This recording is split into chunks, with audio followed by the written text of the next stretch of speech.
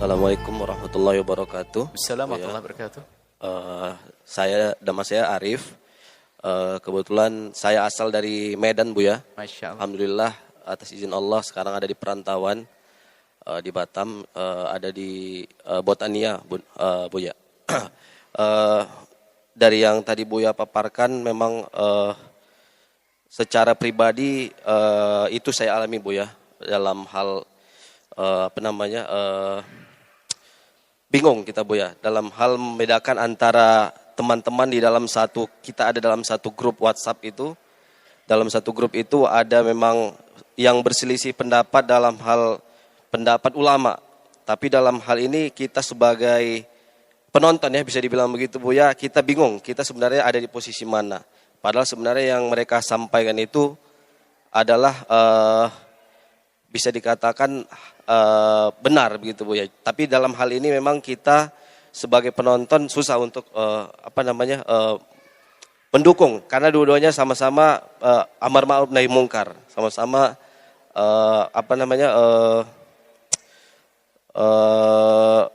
sesuai dengan ahli sunnah wal jamaah. Jadi memang sulit untuk ini cuma yang sampaikan Buya tadi, memang kita harus memang benar-benar pintar untuk menilai dan memilih mana yang harus kita lihat, mana pendapat yang paling benar.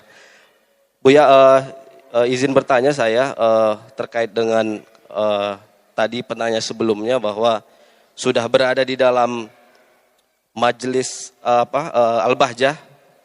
Mudah-mudahan saya dengan anak saya saat ini minta doa dari Buya, mudah-mudahan cita-cita kita setelah ada di Batam ini memang setiap hari yang seperti Buya iklan cek itu masuk ke dalam setiap mobil harus diganti channel 104,7. Mudah-mudahan anak saya lengket di dalam diri dia, makanya ini saya bawa, dan alhamdulillah ini pertama kali saya bisa bertatap langsung dengan Buya. Mohon doanya. Yang ingin saya tanyakan Buya, keistiqomahan Buya sebenarnya adalah keistiqomahan kita. Saya dengar bahwa sebagai orang tua kita, saya nggak tahu, mungkin Buya bisa luruskan, ada amalan yang harus kita amalkan untuk anak kita dalam hal keistiqomahan. Semisal ini Buya, kita harus amalkan adalah untuk membacakan surah Al-Qadar dengan surah Al-Insyirah. Nah, saya ingin tanyakan sama Buya, kira-kira secara sisi faedahnya, kira-kira apa yang terkandung di dalam surah itu yang kita bisa amalkan untuk anak kita, dan bagaimana tipsnya atau waktu yang mujarab kira-kira Buya, apakah waktu pagi atau sebelum mereka tidur, itu yang bisa kita amalkan sebagai orang tua Buya. Saya rasa demikian Buya, mudah-mudahan dalam keadaan sehat. Wassalamualaikum warahmatullahi wabarakatuh. Assalamualaikum warahmatullahi wabarakatuh. Sekelumit yang disampaikan dalam muqaddimahnya bahwa ulama dengan ulama yang berbeda, jika semua dalam wilayah benar, tidak akan terjadi caci maki dan menanamkan kebencian. Enggak mungkin. Kita tahu Imam Malik berbeda dengan Imam Asy-Syafi'i. Imam Syafi'i beda dengan guru Imam Malik. Imam Ahmad banyak berbeda dengan Imam Syafi'i. Enggak ada cacian. Tapi kalau sudah ada masuk caci maki dan olaan, pasti salah itu. Biarpun katanya bahwa kebenaran, enggak mungkin. Caci maki enggak boleh terjadi. Olah-olahan enggak boleh terjadi. Baik, selesai. Masalah mendidik ya anak, ya amalan mendidik anak, insyirah dan isolat, alam nasroh dan sebagainya, itu sah dibaca karena Al-Quran itu adalah obat. Cuman ya kita hendaknya jangan itu saja. Itu kan amalan yang paling enteng, bisa dibaca setiap saat. Tapi amalan yang luar biasa adalah kita langsung interaksi dengan anak kita.